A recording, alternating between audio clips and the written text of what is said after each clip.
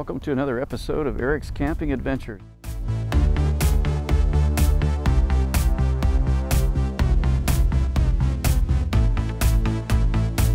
I'll introduce you to my new adventure vehicle. It is a Honda Pilot. See if I turn it there. I decided to make some changes from my little Subaru.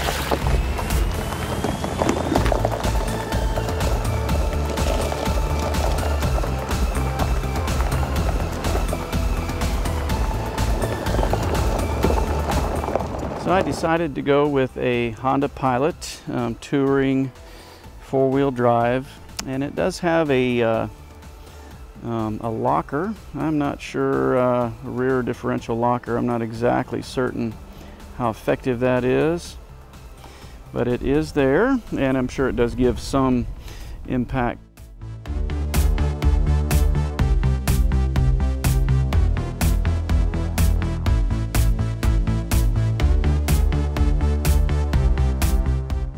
So I still went with white.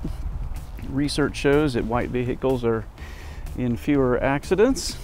I guess they're more visible. Same setup here in the back with the rooftop tent. Pulling the same trailer. Matched it up really well with a 2-inch drop at the hitch.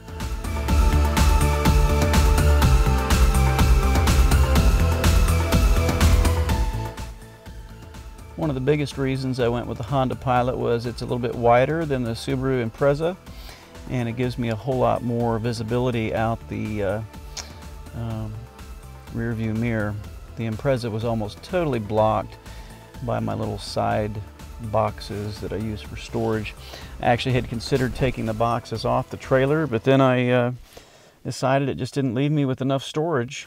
The other reason is the Honda Pilot can seat 2 people in the front, 2 people in the back, and then there's actually 3rd row seating which can be folded up for some extra storage as well. So I'm actually pretty excited about this vehicle.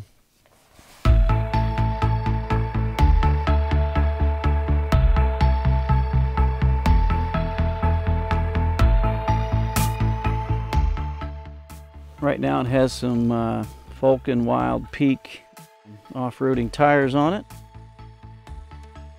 I'm pretty pumped about that. You come around and you step back and look at the vehicle. It has a nice little boxy look. It actually handles really nice pulling the trailer. I do not feel the bouncing from the trailer at all as I go down the road. That is a really nice thing, because sometimes when I drove with the little Impreza pulling the rooftop tent, it really would kind of give you a little shakedown when you hit a bump on the back, and it would just send it all the way up the suspension of the Subaru Impreza, even with king springs on it. So I am pretty excited as you step back from the whole setup and you look at how the lines set up. It actually looks pretty good.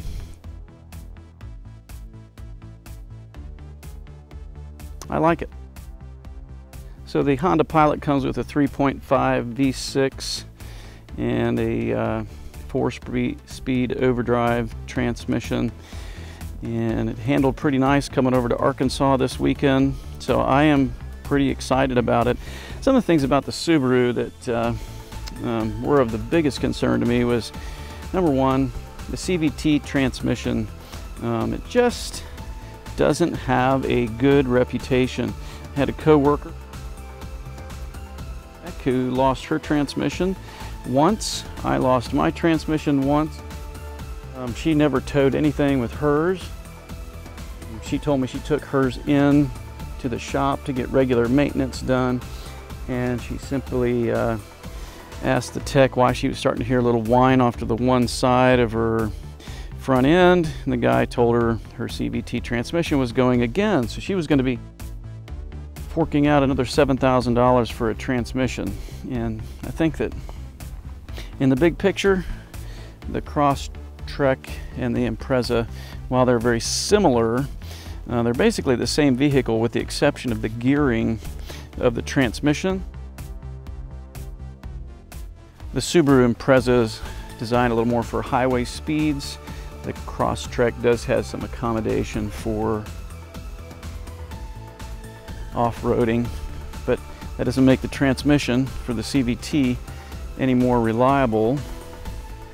So here I'm back to a regular old transmission, no CVT, and a little bigger vehicle. Get more people in it for the adventure with my son and my daughter. And hopefully we'll be heading up later this summer to either the Medicine Bow National Forest or the Bighorn National Forest.